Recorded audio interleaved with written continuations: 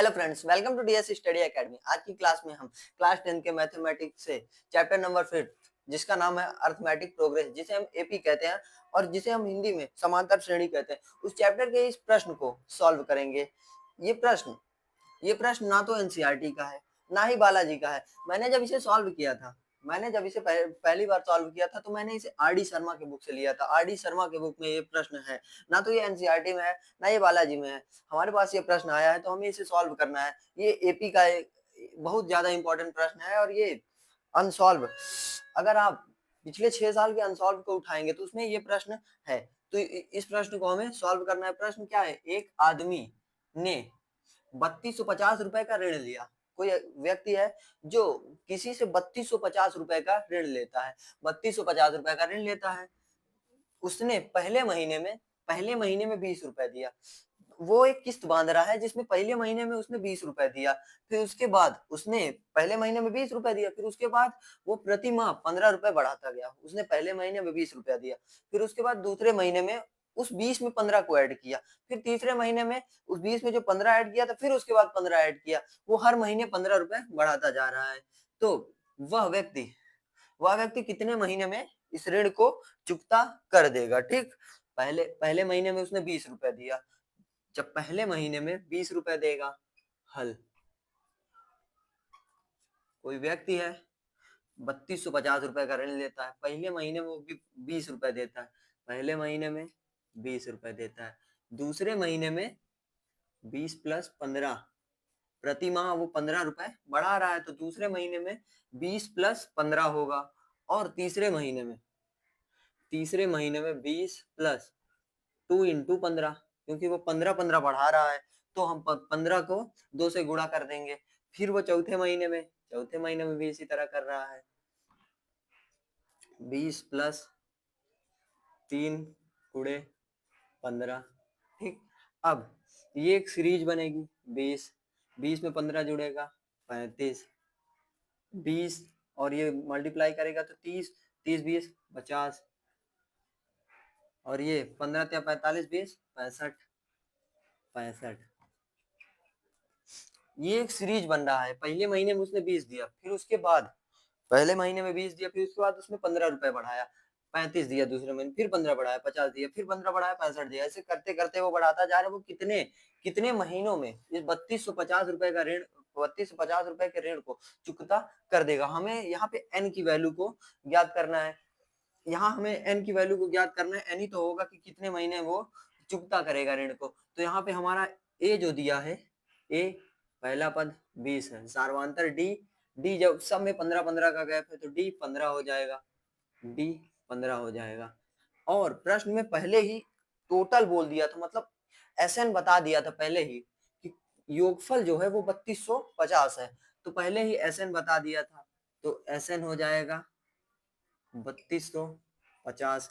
हमसे एन पूछा है, वो कितने महीने में इस ऋण को चुकता कर देगा, तो हम एसएन का फॉर्मूला लगाएंगे।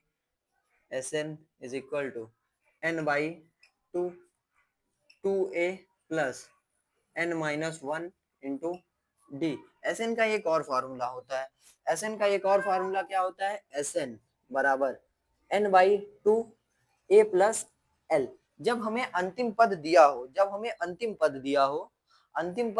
तब के लिए ये सूत्र है। हमें यहाँ पे अंतिम पद तो दिया नहीं है। हमें जब अंतिम पद दिया रहेगा तब हम इस फॉर्मूले को लगाएंगे। हमें यहाँ अंतिम पद दिया नहीं है तो इसलिए हम इस फॉर्मूले को लगाएंगे। तो एसएन हमारा यहाँ पे जो दिया है उसको रख दीजिए। एसएन हमारा 3250 है। एसएन 3250, एसएन हो गया 3250। एन हमें निकालना है कि एन क्या होगा। एन पता करना है तो एन को पड़ा रहने दीजिए। नीचे 2 ए कितना है? ए दिया है हमारा 20, प्रथम पद था तो ए हमें 20 पहले से दिया है तो हम 20 लिख देंगे, प्लस एन हमें निकालना है -1। डी हमारे पास है 15, सार्वंतर है, सब में 15-15 का गैप है तो डी हमारे पास 15 है। अब ये दो जो इधर डिवाइड में है, इधर आएगा तो मल्टीप्लाई में जाएगा, तो ये 3250 गुणे 2, एन मल्टीप्लाई में पड़ा रहने दीजिए। ये जो दो जब 20 से गुणा करेगा तो ये आ जाएगा 40, प्लस n -1 15, एक स्टेप बढ़ाइए ना आप फालतू। इस 15 को इन दोनों में गुणा कर दीजिए। 15 जब n से गुणा करेगा तो आएगा 15n। जब 15 -1 से गुणा करेगा, 15 जब -1 से गुणा करेगा तो आएगा -15। अब 3250 का गुणा जब हम 2 से करेंगे, 3250 का गुणा जब हम 2 से करेंगे, तो 3250 का गुणा जब 2 से करेंगे तो आएगा ये 6500। ये आएगा 6500, 6500 आएगा। अब ये 40 जो है, 40 में से 15 जाएगा तो आएगा 25, 25 आएगा, n को पड़ा रहने दीजिए, ये 25 बचेगा प्लस 15n, 6500 को पड़ा रहने दीजिए, 6500। अब ये n का अंदर गुणा करिए, ये 25n, ये n 15n से गुणा करेगा तो आएगा 15n स्क्वायर। अब मैं यहाँ से 5 को कॉमन लूंगा, 5 को यहाँ से कॉमन लूंगा। जब यहाँ से मैं 5 को कॉमन लूंगा तो ये आएगा 5n, यहाँ से 5n को कॉमन ले रहा हूँ तो n स्क्वायर पहले करूंगा, n को बाद में करूंगा। तो यहाँ से जब 5n को कॉमन लूंगा, 5 को कॉमन लूंगा तो ये आएगा 3n का स्क्वायर, 3n का स्क्वायर।